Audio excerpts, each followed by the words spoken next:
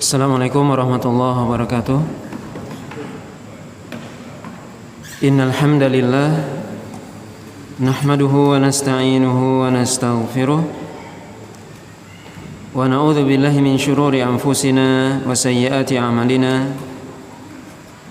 May yahdihillahu fala mudilla lahu wa may yudlil fala hadiya lahu. Asyhadu an la ilaha illallah wahdahu la syarika lahu wa asyhadu anna Muhammadan abduhu wa rasuluh alladzi la rasula wa la nabiyya ba'dah. Ya ayyuhalladzina amanu taqullaha haqqa tuqatih wa la tamutunna illa wa antum muslimun. Amma ba'd. Bapak dan Ibu kaum muslimin dan kaum muslimat yang dirahmati oleh Allah Subhanahu wa taala. Pada malam hari ini kita lanjutkan pembahasan dari tafsir surah An-Nisa Al-Maidah, yaitu ayat yang ketiga. Allah SWT berfirman, A'udzu billahi minasyaitonir rajim. Hurrimat 'alaikumul maitatu wad-damu wa lahmul khinzir wa ma uhilla li ghairillahi bihi wal munkhaniqatu wal mawqudatu wal mutaraddiyatu wan natihah wa ma akala as-sab'u illa ma dhakkaytum وَمَا ذُبِحَ عَلَى النُّصُبِ وَأَن تَسْتَقْسِمُوا بِالْأَزْلَامِ ذَلِكُمْ فِسْقٌ الْيَوْمَ يَئِسَ الَّذِينَ كَفَرُوا مِنْ دِينِكُمْ فَلَا تَخْشَوْهُمْ وَاخْشَوْنِ الْيَوْمَ أَكْمَلْتُ لَكُمْ دِينَكُمْ وَأَتْمَمْتُ عَلَيْكُمْ نِعْمَتِي وَرَضِيتُ لَكُمُ الْإِسْلَامَ دِينًا فَمَنِ اضْطُرَّ فِي مَخْمَصَةٍ غَيْرَ مُتَجَانِفٍ لِإِثْمٍ فَإِنَّ اللَّهَ غَفُورٌ رَحِيمٌ. Allah SWT dalam ayat yang mulia ini, Al-Maidah ayat yang ketiga, mengatakan Hurrimat 'alaikumul maitah, yaitu diharamkan bagi kalian beberapa hal disebutkan oleh Allah SWT dalam ayat ini, di mana ayat ini adalah keterangan atau penjelasan dari ayat yang pertama, di mana Allah SWT mengatakan di awal surah Al-Maidah, ya ayyuhalladzina amanu aufu bil uqud uhillat lakum bahimatul an'ami illa ma yutla 'alaikum. Wahai orang beriman, tepatilah janji-janji kalian, kemudian dihalalkan bagi kalian hewan ternak kecuali yang akan dibacakan kepada kalian, yaitu ada yang dikecualikan. Yang dikecualikannya disebutkan dalam ayat yang ketiga ini. Apa yang dikecualikan? Yang pertama disebutkan oleh Allah SWT dalam ayat ini, yaitu yang diharamkan, itu tidak dihalalkan. Yang pertama al-maitah, ini hurrimat 'alaikumul maitah, diharamkan bagi kalian al-maitah, yaitu bangkai hewan.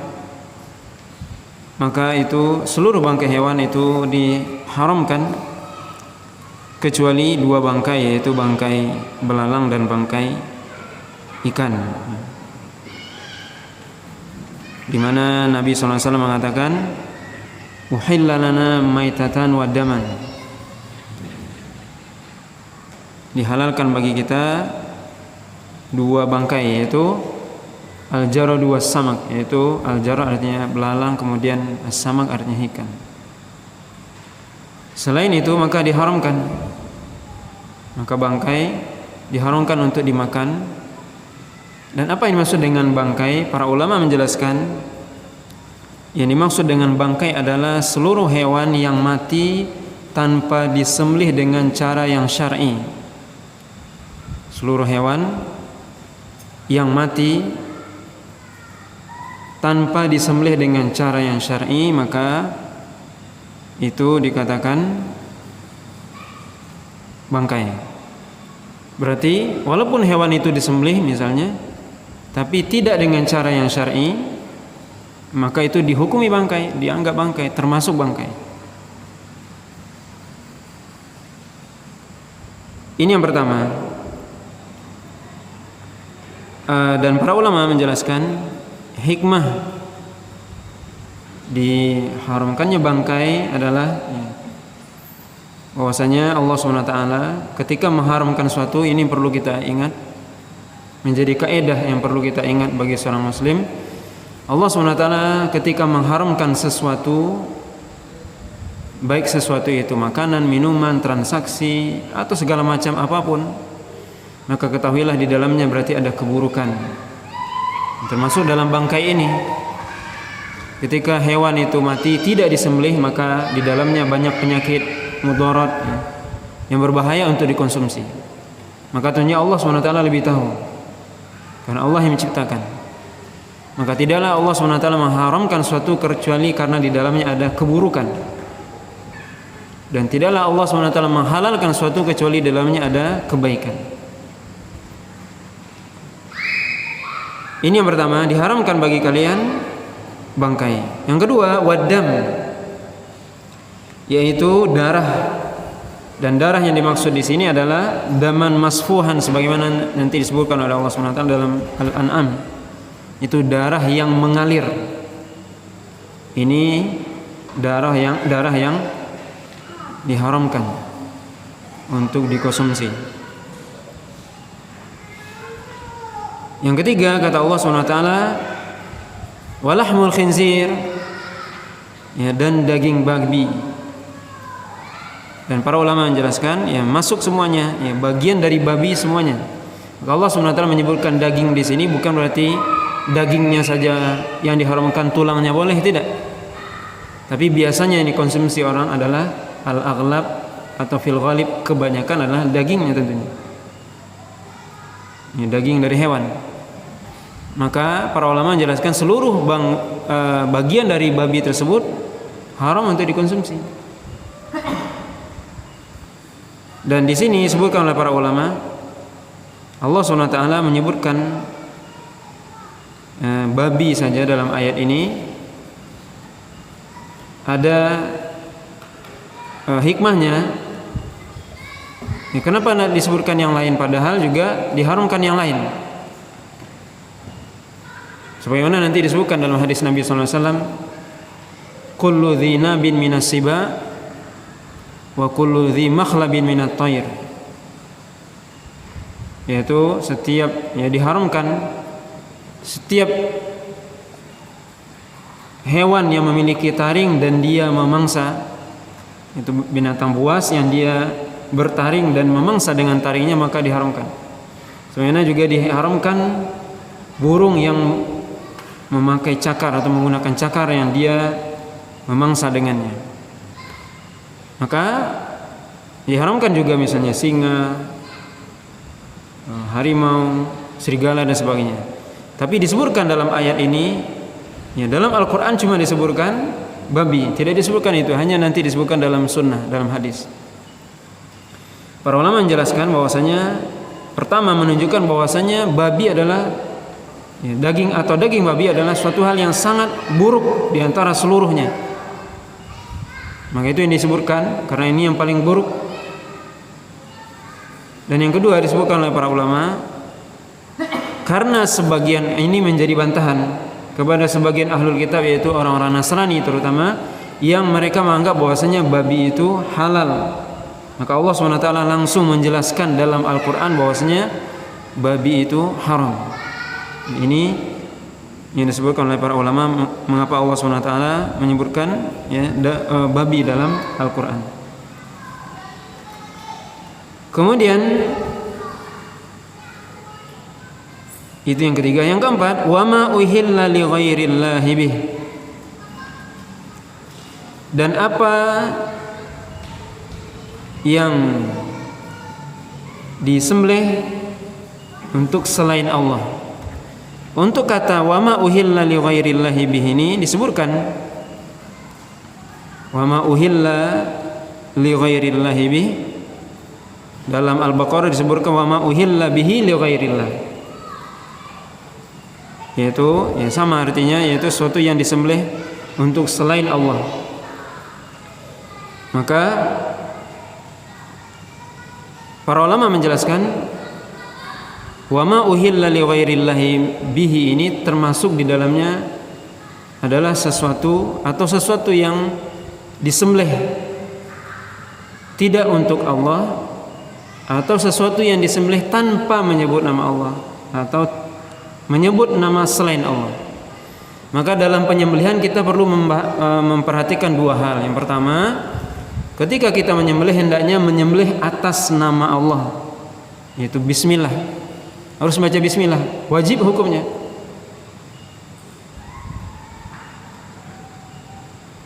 Nabi SAW mengatakan, ma anharad dam wa dzukira smullahi alaihi fakulu.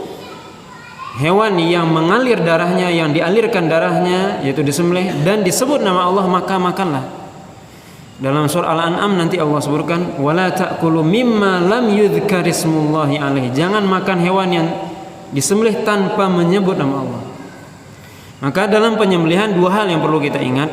Satu, menyembelih dengan menyebut nama Allah. Yang kedua, menyembelih untuk Allah. Yang pertama kita lihat, menyembelih menyebut nama Allah, di mana hukumnya wajib. Nanti akan dijelaskan dalam surah Al-An'am lebih jelas bagaimana seorang kalau dia tidak menyebut nama Allah atau lupa.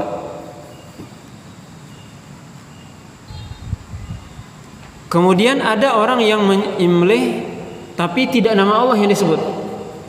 Maka ini masuk dalam larangan ini. Jadi kalau dia tidak menyebut nama Allah sengaja atau lupa, nanti dibahas di surah Al-An'am lebih jelasnya. Ketika Allah mengatakan wala ta'kulu mimma lam yudhkar ismullah. Jangan makan hewan yang tidak disembelih dengan nama Allah. Baik itu dia tidak menyebut nama Allah karena sengaja atau lupa. Nanti kita bahas di situ insyaallah. Tapi yang kita bahas sekarang, ada orang yang menyembelih tidak menyebut nama Allah. Nah, ini yang dimaksud dalam ayat ini. Wa ma uhilla li ghairillahi bih. Jadi pembahasan pertama, dia menyembelih dengan nama selain Allah. Maka ini masuk dalam ayat ini diharamkan. Maka hukumnya kata para ulama sama dengan bangkai ketika dia menyembelih dengan nama selain Allah. Apakah itu nama nabi, nama jin, nama manusia, ataupun nama berhala dan sebagainya, maka ini tidak boleh dimakan, karena ini termasuk dalam ayat wa ma uhilla li ghairillahi.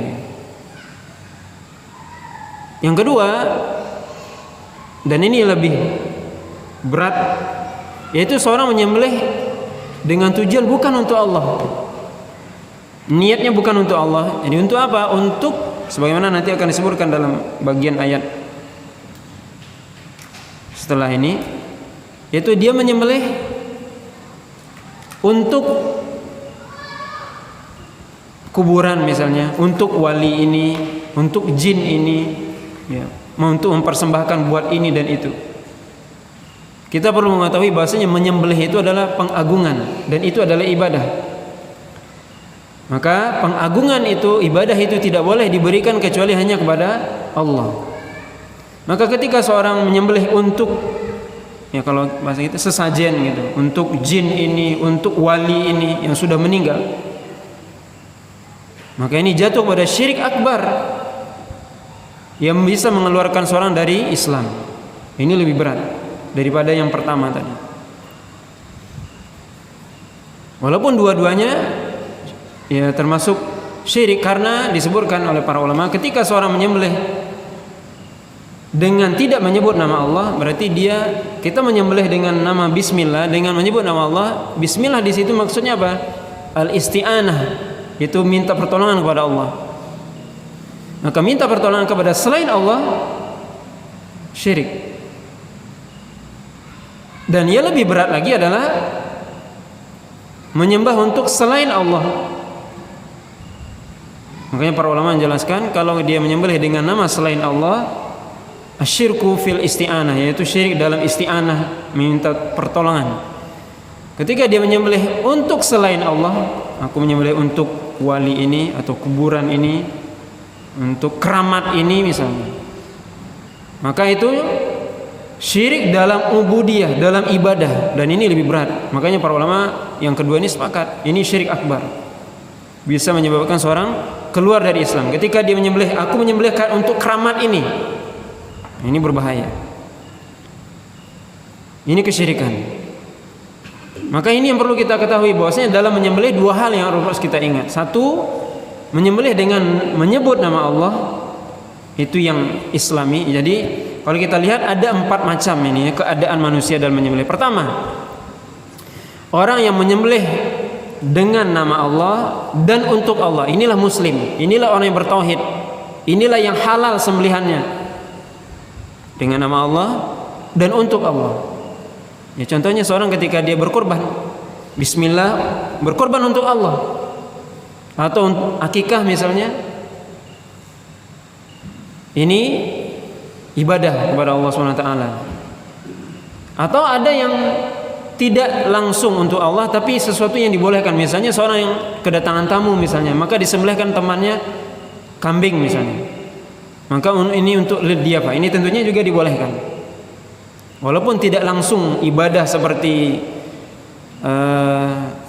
kurban, tapi tentunya ini ikramud dhaif, tentunya ini diperintahkan.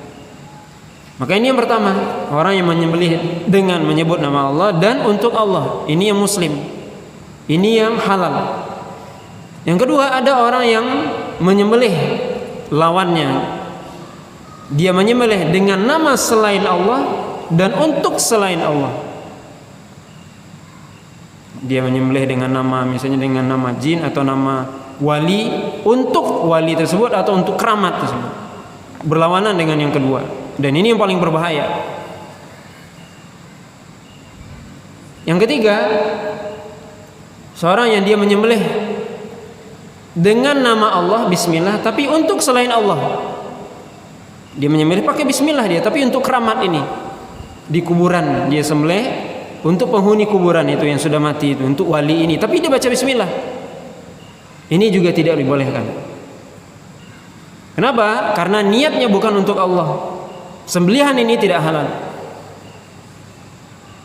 Yang keempat, yang kebalikan dari yang ketiga, yaitu seorang menyembelih dengan nama selain Allah tapi untuk Allah. Menyembelih atas nama siapa ya, tapi untuk Allah. Ini juga tidak dibolehkan. Yang paling berat yang kedua tadi. Maka yang pertama, sembelihan pertama ini yang dibolehkan. 3 macam keduanya, 3 selanjutnya tidak dibolehkan. Ini perlu dipahami dengan baik ya. Kenapa? Karena menyembelih itu adalah ibadah kepada Allah SWT. Maka kita menyembelih harus dengan nama Allah dan untuk Allah. Tidak boleh untuk yang lain. Kecuali tadi hal-hal yang dibolehkan dalam syariat, yaitu misalnya saya menyembelih kambing ini atau ayam ini karena saya kedatangan tamu, menghormati tamu, ini dibolehkan. Karena itu termasuk perintah Allah sebenarnya. Jadi yang dilarang ini adalah menyembelih hanya memang untuk dipersembahkan untuk kepada selain Allah. Nah, ini yang jatuh kepada kesyirikan, dan ini yang perlu dipahami dengan sebaik-baiknya. Ini yang keempat ya. Kemudian Allah SWT melanjutkan wal munkhaniqatu.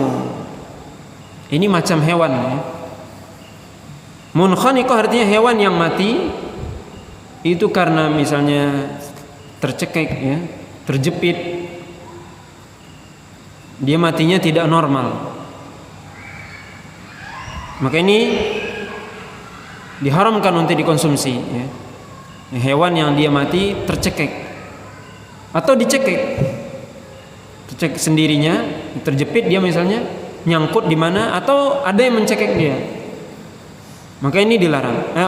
Dilarang untuk dikonsumsi. Ini artinya munkhaniqah. Wal mauqudzah, yaitu hewan yang dia dilempar, baik atau dipukul dengan di matinya dipukul atau dilempar dengan batu atau dengan kayu. Ini tidak dibolehkan. Mauqudzah. Atau dan yang selanjutnya wal mutaraddiyah, yaitu hewan yang mati karena jatuh dari tempat tinggi, baik itu jatuhnya ke tanah atau jatuhnya ke air, tenggelam dalam air, masuk ke dalam ini mutaraddiyah. Hewan yang mati karena tersebut haram untuk dikonsumsi. Wan natihah, hewan yang mati karena ditanduk oleh kawannya sendiri. Ya, belago sesama hewan misalnya. Maka mati dia karena tanduknya. Maka ini juga diharamkan. Wa ma akala sab'u, dan juga hewan yang diharamkan untuk dikonsumsi itu hewan yang dimakan oleh hewan buas. Artinya hewan buas memakan misalnya kambing, tinggal sisanya sama Anda, dibawanya sisanya. Maka ini tidak dibolehkan. Kemudian Allah SWT memberikan pengecualian, illa ma zakkaitum, kecuali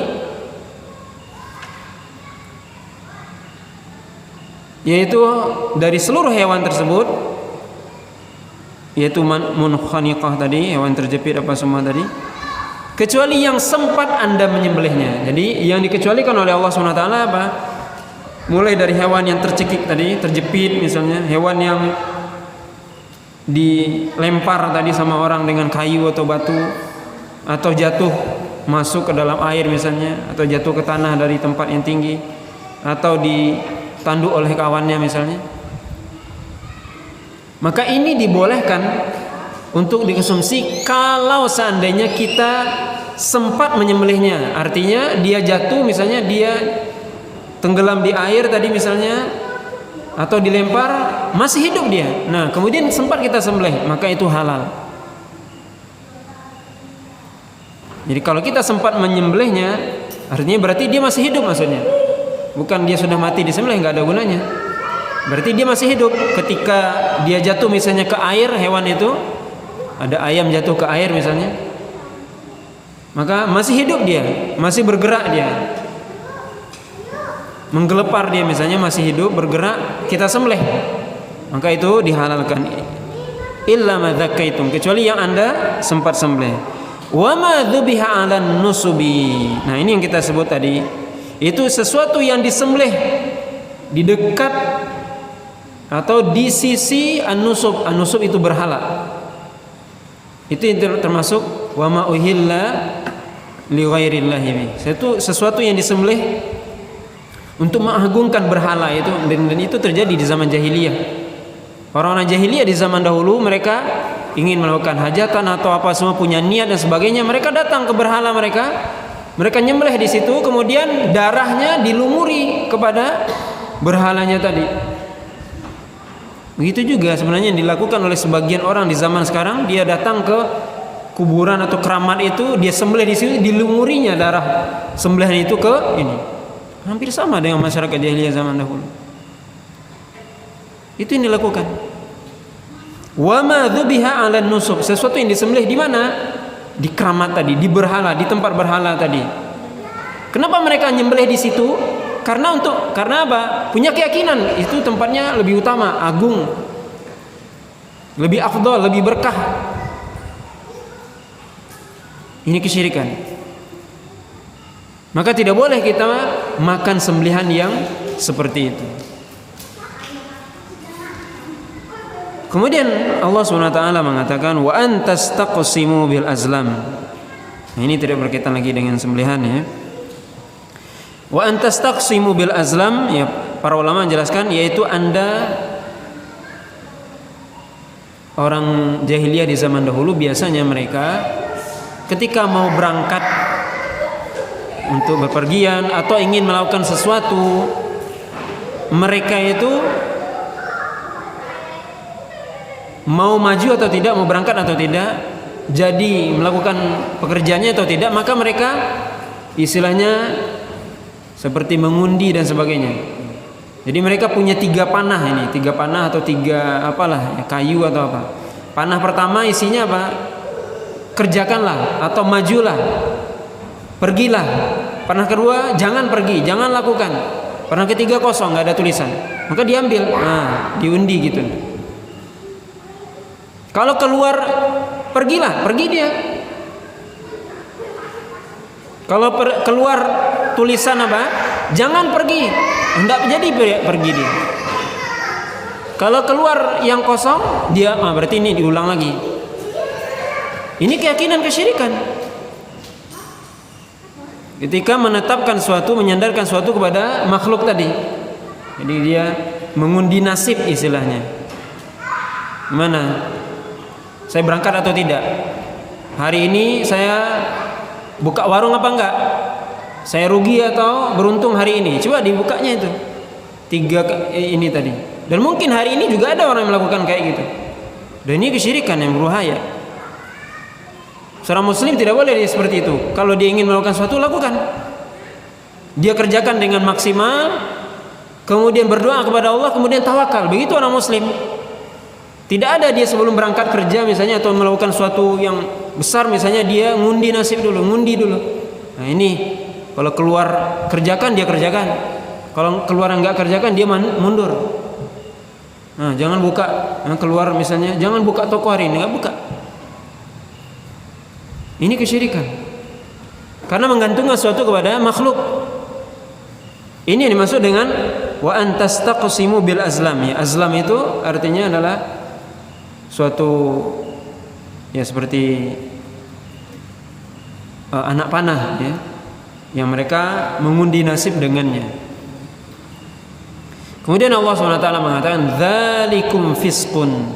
Semua itu, semua yang diharamkan mulai dari makanan tadi, bangkai, darah dan semuanya, sampai yang terakhir mengundi nasib ya, dengan anak panah dan sebagainya, atau apapun medianya. Kalau dulu anak panah mungkin ya. Kalau sekarang mungkin macam-macam ya medianya. Nggak tahu kita ya namanya, macam-macam. Tapi hakikatnya sama. Maka Allah SWT mengatakan dzalikum fisqun. Itu semua adalah kefasikan. Apa arti fasik di sini? Keluar dari ketaatan kepada Allah. Orang yang melakukan itu keluar dari ketaatan kepada Allah SWT. Fisqun, ya, fisqun artinya keluar dari ketaatan kepada Allah SWT. Artinya nggak taat sama Allah. Kalau mereka melanggar atau mereka melakukan itu.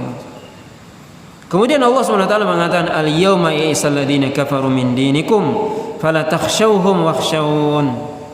Hari ini kata Allah SWT, hari ini maksudnya apa? Hari ini maksudnya adalah hari di mana ayat ini turun, yaitu Al-Maidah ayat 3 ini turun. Sebagian para ulama mengatakan adalah ayat yang terakhir turun. Itu pada hari, kata Umar bin Khattab, saya tahu turunnya, yaitu pada hari Arafah, tanggal 9 Zulhijjah, pada Jumat sore, di hari Arafah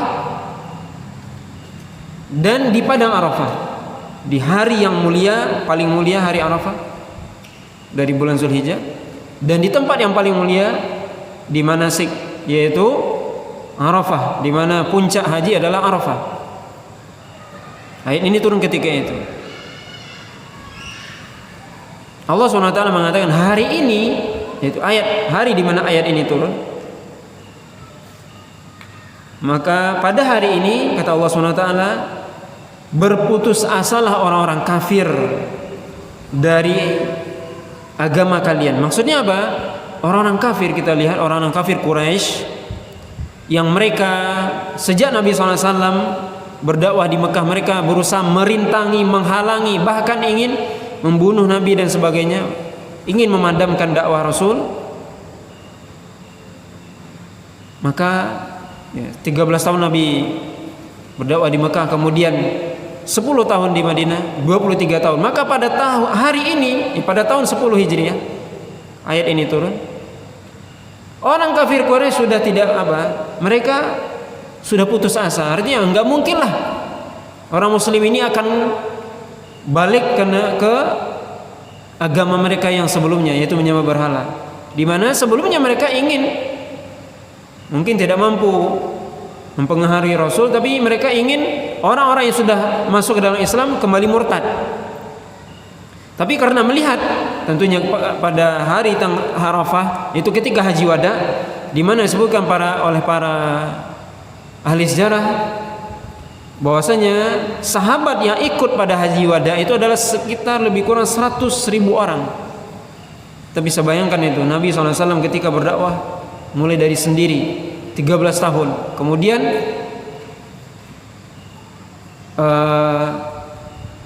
haji wada itu yang ikut lebih kurang 100.000 sahabat. Peningkatannya bisa kita lihat ya. Ketika Haji wada adalah pada tahun ke-10 Hijriah. Ketika Fathul Mekah, itu berapa jumlah para sahabat? 10.000 orang. Itu pada tahun ke-8 Hijriah. Kita bisa bayangkan 2 tahun. Ya, pada tahun ke-8 Hijriah, ketika Fathul Mekah, pembebasan kota Mekah, sahabat yang ikut membebaskan kota Mekah ketika itu 10.000 orang. Kemudian masuklah orang-orang kafir Quraisy ketika itu ke dalam Islam sekitar 2.000 orang, maka sekitar 12.000 orang. Pada tahun 2 tahun setelahnya, pada tahun 10 Hijriah, yang ikut haji wada bersama Nabi 100.000 orang. Bisa bayangkan. Maka orang kafir Quraisy sudah putus asa, dia nggak mungkin. Atau orang kafir, bahkan bukan hanya kafir Quraisy, orang Arab ketika itu, orang kafir ketika itu sudah putus asa. Nggak mungkin lah, putus asa mereka. Nggak mungkin lah sahabat yang mereka sudah ikut haji bersama Nabi ini, nggak mungkin lagi mereka murtad. Itu maksud dari ayat ini. Al-yawma yasal ladina kafaru min dinikum. Pada hari ini orang-orang kafir berputus asa dari agama kalian. Dan juga kita melihat di sini tentunya bukan hanya tentunya ya faedah dari ayat ini, ya, tentunya walaupun ayat ini khusus diberitakan ketika haji wada ketika itu, tetapi tentunya kita mengambil faedah bahwasanya orang-orang kafir akan selalu ya, ingin agar kita ya murtad, keluar dari Islam dan sebagainya. Itu keinginan mereka. Dari sejak zaman kafir Quraisy sampai zaman kafir orang kafir di akhir zaman sampai hari kiamat. Begitulah keinginan mereka. Allah SWT katakan fala takhshawhum wakhshawni. Jangan takut kepada mereka. Takutlah kepadaku. Tidak perlu Anda takut kepada orang kafir. Maka ini akidah. Seorang muslim dia tidak perlu takut kepada orang kafir dan tidak perlu takut kepada propagandanya orang kafir. Wakhshawni kata Allah, takutlah kepadaku. Al-yawma akmaltu lakum dinakum wa atmamtu alaikum ni'mati wa raditu lakum al-islam dinan. Pada hari ini kata Allah SWT, aku sempurnakan bagi kalian agama kalian. Sudah sempurna ini agama ini, Islam ini, tidak perlu ditambah dan tidak perlu dikurangi. Ini Allah SWT sebutkan. Cukup kita mengikuti saja. Sudah sempurna kata Allah. Allah yang menyempurnakannya. Wa atmamtu alaikum ni'mati, dan aku sempurnakan bagi kalian nikmatku. Bagaimana nikmat yang Allah berikan kepada kita? Dari kita tidak mengenal Islam, kita mengenal Islam. Dari dulu zaman jahiliyah sekarang sudah mengenal Islam. Ini nikmat yang sangat besar. Ini nikmat yang diberikan adalah nikmat Islam maksudnya. Allah sempurnakan kita dengan Allah turunkan kepada kita Islam. Wa raditu lakumul Islam dina, ya. Wa raditu lakumul Islam madina, artinya apa? Nah, aku ridho kepada kalian Islam menjadi agama. Ayat ini jelas-jelas mengatakan Islam agama yang diridhoi oleh Allah. Selain Islam tidak diridhoi. Kalau ada hari ini orang mengatakan seluruh agama sama, tidak benar. Itu propaganda orang kafir untuk mendangkalkan akidah umat. Semua agama sama, yang penting toleransi dan sebagainya. Ini adalah kicauan orang-orang sejak zaman dahulu. Allah SWT mengatakan apa? Wa raditu lakumul Islam madina. Aku ridho kepada kalian Islam sebagai agama kalian. Berarti selain Islam Allah tidak ridho. Makanya Allah katakan dalam surah Ali Imran, inna dina indallahil Islam. Agama yang diakui oleh Allah adalah Islam. Selain Islam tidak diakui. Wa may yabtaghi ghairal islami dinan fala yuqbal minhu wa huwa fil akhirati minal khasirin. Siapa yang mencari agama selain Islam, maka agama itu ditolak dan dia termasuk orang-orang yang merugi di akhirat. Maka Allah SWT sebutkan ini. Agama sudah sempurna, nikmat sudah disempurnakan oleh Allah SWT, itu Islam ini. Dan Islam adalah agama satu-satunya yang diridhoi oleh Allah SWT. Selain Islam tidak diridhoi oleh Allah SWT. Ini keyakinan. Ini akidah yang harus dipegang sampai kita berjumpa dengan Allah SWT. Faman ittara fi makhmasatin ghaira mutajanifin li ithmin. Kata Allah SWT, Allah kembali kepada awal pembicaraan. Siapa saja yang dia dalam keadaan terpaksa, dalam keadaan dia lapar, tidak ada makanan selain yang disebutkan yang di atas tadi yang diharamkan, terpaksa dia. dan dalam keadaan lapar, terpaksa dan lapar. Ghairu mutajanifin li itsmin, dan dia tidak ada keinginan, kecenderungan untuk melakukan dosa. Ini syarat. Maka boleh. Artinya apa? Yang tadinya diharamkan, mulai dari bangkai, darah, daging babi dan sebagainya yang disembelih selain Allah. Kalau Anda dalam keadaan terpaksa, dalam keadaan lapar, tidak ada makanan yang lain, dan tidak ada kecenderungan Anda untuk melakukan dosa, maka itu boleh. Dan dibolehkan apa? Sesuai dengan kebutuhan. Ini yang perlu diingat. Jangan pakai aji mumpung. Nah, ini mumpung saya dibolehkan makan babi, ini saya makan kenyang-kenyang. Tidak dibolehkan. Secukupnya. Maka ini perlu dipahami ya. Ghairu mutajanifil li itsmin, artinya dia tidak ada kecenderungan untuk melakukan dosa. Benar-benar dia dalam keadaan tidak mampu. Ini perlu dipahami juga. Ada orang yang dia pergi ke hutan misalnya, memang dia ingin berburu misalnya, tapi habis perbekalannya, kemudian tidak ada yang dapat kecuali yang haram. Boleh dia makan sesuai dengan kebutuhan dia. Tapi ada orang yang dia punya niat yang buruk. Apa niatnya? Misalnya memang dia ingin mencoba daging babi misalnya. Apa sih, gimana sih? Maka dia sengaja pergi ke hutan, sengaja dia tidak bawa bekal dan sebagainya. Sama juga dengan orang apa? Dalam berpuasa. Orang kalau dia dalam perjalanan, boleh dia tidak berpuasa. Tapi ada orang yang dia sengaja melakukan perjalanan, dia nggak butuh perjalanan sebenarnya, tapi dia sengaja, aku pengen berbuka hari ini, udah aku pergi jalanan, melakukan perjalanan aja. Ini nggak boleh. Ini sama dengan ini.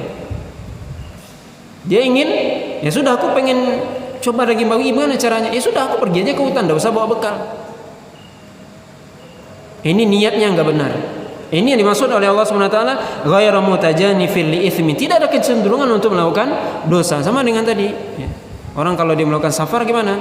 Dia melakukan safar boleh, baik itu safar yang dianjurkan, ibadah, umroh dan sebagainya misalnya, atau mubah misalnya silaturahim, pulang kampung, boleh tidak berpuasa. Tapi ada orang yang enggak, dia enggak ada tujuan, pokoknya aku ingin tidak berpuasa aja hari ini, terus kemudian dia pergi. Nah, ini tidak dibolehkan. Ini niat. Allah SWT tahu. Allah SWT mengatakan siapa saja yang dia dalam keadaan terpaksa, kemudian dia sangat lapar, yang kalau dia tidak makan yang haram itu mati dia, dan tidak ada makanan yang lain, dan tidak ada kecenderungan dari hatinya untuk melakukan dosa, dan dia makan itu apa? Pasti terpaksa, nggak suka, nggak enak, nggak menikmati gitu. Kenapa dia makan ini? Karena hanya untuk mempertahankan hidupnya. Allah SWT mengatakan fa innallaha ghafurur rahim, maka Allah SWT Maha Pengampun lagi Maha Penyayang. Artinya Allah SWT mengampuni, Allah SWT menyayangi hambanya. Ini kalau dalam keadaan terpaksa. Tapi kalau bukan selain itu, maka Allah SWT berarti tidak mengampuni, berarti sengaja dia melanggar syariat, melanggar perintah Allah SWT. Bapak dan Ibu kaum muslimin dan kaum muslimat yang dirahmati oleh Allah SWT, maka mungkin ini satu ayat yang bisa kita sampaikan pada malam hari ini. Mudah-mudahan apa yang kita sampaikan bermanfaat. Subhanakallah wa bihamdika asyhadu an la ilaha illa anta astaghfiruka wa atubu ilaik. Wa sallallahu ala nabiyyina Muhammadin wa ala alihi washabbihi wasallam. Wassalamualaikum warahmatullahi wabarakatuh.